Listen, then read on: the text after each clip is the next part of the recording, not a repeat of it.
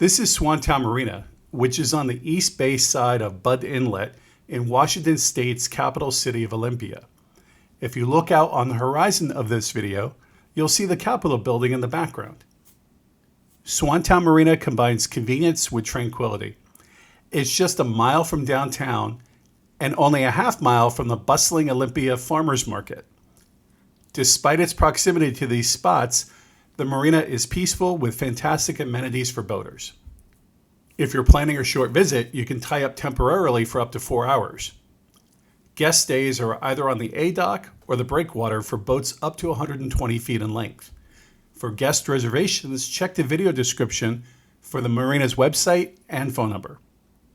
Watch my related video showing an on-the-water approach to Swantown Marina.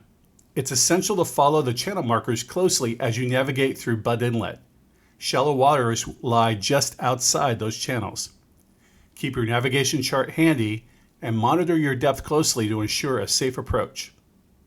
Thank you, and please hit the subscribe button to see more content like this.